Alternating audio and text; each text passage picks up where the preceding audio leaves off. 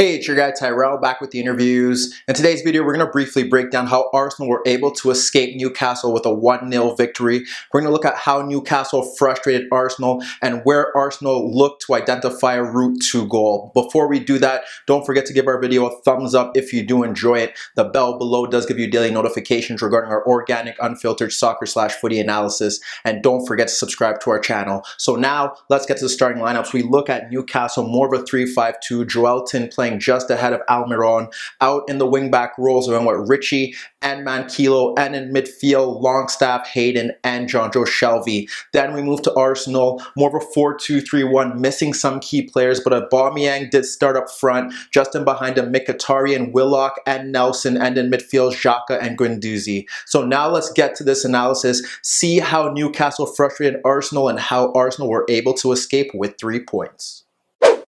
So when we look at Arsenal against Newcastle, we look at Newcastle's shape, moving into a 3-5-2 for this game. And one of the things that they were looking to do was obviously disrupt Arsenal, perhaps look to break on the counter and try to get 3 points here. However, they did start very well, and that was down to how they did play without the ball, and that was because in this 3-5-2 it often dropped into a 5-3-2 without the ball, and they basically disrupted Arsenal from getting into a rhythm, getting Aubameyang involved, and getting the midfield preventing the midfield from dictating the tempo of the game. And a lot of that had to do with how they did match up in midfield. So they had Shelvey at the base, and he was ensuring that Willock never got the ball in between the lines. And then the midfield battle matched up for himself. You had Hayden against Xhaka, you had Guendouzi against Longstaff, and what also did help was that Joelton and Almiron, when they weren't in possession, they ensured that Socrates and Chambers were able to push forward, but they positioned themselves so they could block off passes into those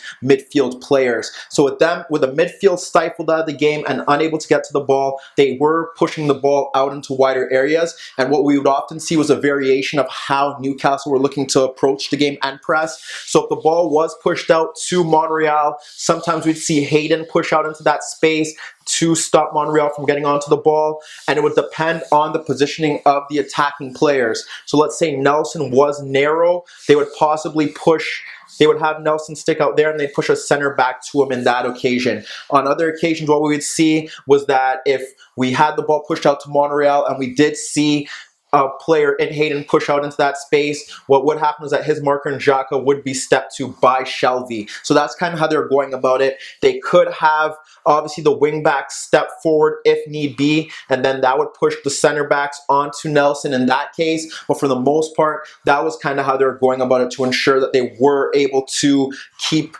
everyone kind of pegged into that midfield zone and press. Sometimes we'd even see Almiron step into that deeper role if Hayden were to push out to the fullback in Monreal, and we would have him step to Xhaka. So that was kind of how Newcastle were going about it without the ball. They were dropping off, they were allowing Arsenal to push forward, but ensuring that they couldn't get the ball into dangerous areas for their key players to operate. And from the front, when Arsenal did look to play out the back, we'd see somewhat of the same thing. If the center backs split, you'd see Almiron and Joelton push out into that space. You'd have the wing backs push out into the full backs, and then you'd have the midfield battle set with Hayden and Longstaff pushing forward to the midfielders and Shelvey pushing out to Willock, and then you'd have 3v3 at the back, and Arsenal were unable to really craft any chances from there. Going forward, Newcastle did have a few moments, but they really did struggle because it does look like they haven't really gotten a foundation as to how they want to attack.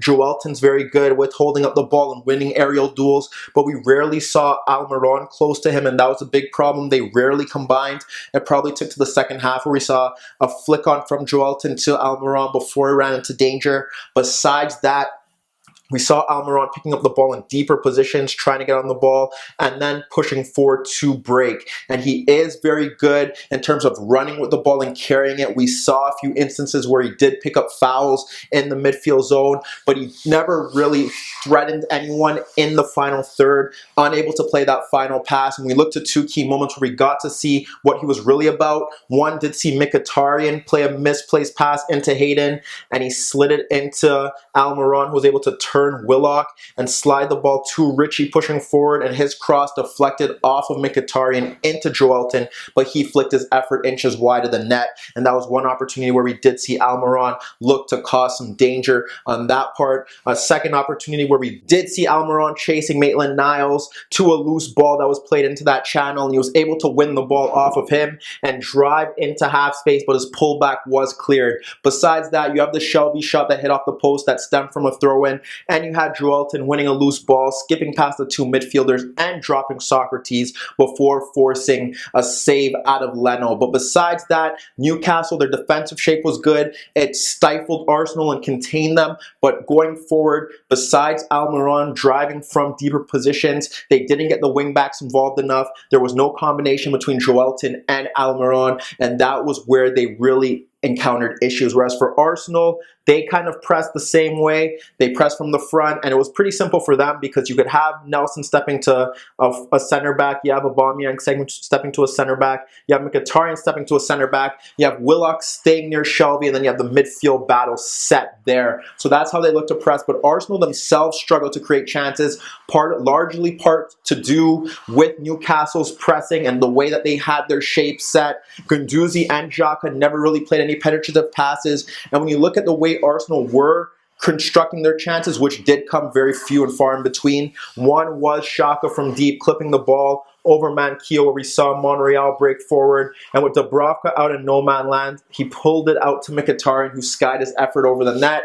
And then the other opportunity did stem from the counterattack, and it kind of shaped the theme of Arsenal's sole attacking threat, and that was Aubameyang, and it was Mkhitaryan picking up a Shelby misplaced pass and running at Longstaff and Dummett, and you were able to see Aubameyang peel off Lascelles and Schär to get the long ball, and he brought it down and he fired a shot on goal that was pushed away by Dubravka. But besides that, the issue that they also had was the fact that they couldn't get Aubameyang into the game, and when they did, he was struggling. We did see him often drift out into the right flank when Mkhitaryan pushed forward on occasions to possibly get the better of Dummett on that left flank. We did see on one occasion when the ball was played out there and Dummett matched him stride for stride and pushed him off the ball. But besides that, Arsenal didn't really create many chances. A lot of it came over the top because their midfield were unable to play through the lines.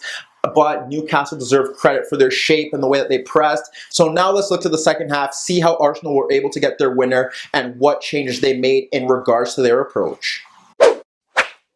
So when we look to the second half, we have to give Arsenal credit, but Newcastle were the architects to their downfall. At the start, we did see Almiron and Mkhitaryan have their own individual runs, but once they got to the final third, they ended up misplacing their passes and ruining good opportunities that could have been created in those areas. But when we look to the great chances that Arsenal did create, a lot of them did stem through Aubameyang once again, and it was simply down to Newcastle not doing a good job of closing down men like they did in the opening half.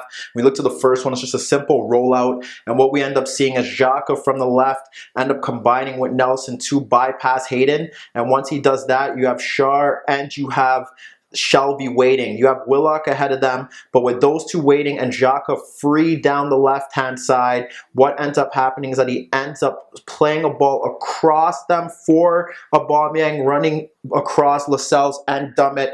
Dummett does well to track the run in left half space, and Aubameyang's shot does block off Dummett and over the net for a corner kick, but it just gets to show you the threat of Aubameyang if that space is provided, if you allow Arsenal's midfield to get the opportunity to play passes into those spaces, and that was one big error there. But as we could see, eventually Shelby was unable to continue, and we did see a shift in Newcastle's approach. Willem did come on, and he was pushed to left wing back, which pushed Matt Ritchie into a left center midfield role, and then we saw Hayden push out to the holding pivot. And what ended up happening here was the build up to the goal again stems from an error from the Newcastle backline, and they were forced to pay this time. It's Dummett with a short pass to Willem, and Maitland-Niles tracks it well and gets across. Once he intercepts that, now you have Dummett who has to come across. So you have Lascelles and you have Schär with Aubameyang, but Mkhitaryan was continuing his run into that space, so Lascelles has to track him, and what happens here is that Maitland-Niles plays a superb ball for Aubameyang, who gets across Schär, and he makes no mistake there, and that was how Arsenal were able to get their winner. But two simple mistakes, a lack of composure, and also a lack of energy that was displayed in the first half from Newcastle wasn't shown in the second half, and when they tried to bring on substitutes to change that, they brought on Saint-Maximin for Longstaff, and it shifted their shape again, because now it looked like Richie and Hayden were the sole midfielders. You had Joelton up front, Maximin was playing high, Almiron was playing high, although he was dropping off a bit deeper, and besides the pace that the substitute introduced to Newcastle's attack, they were unable to really test Leno in that second half despite getting into good areas. And like I said, we never really got any sort of combination between Joelton and the players that were playing off of him around the final third. Whereas for Arsenal, when they brought on their substitutes, none of them really made an impact, but they were able to close out the game, and they were able to ensure that Arsenal started off the season in good fashion with the 3 points and winning a game on the road and ensuring that they got a clean sheet. But let me know what you guys think. Will Newcastle be in for a relegation battle, and how good can Arsenal be this season? Will they finish in the top 4? Will they finish outside of it? Meet me in the comments below. Don't forget I upload videos every day, and don't forget to subscribe to my channel. If you like this video, give it a thumbs up. And that was your daily dose of the interviews.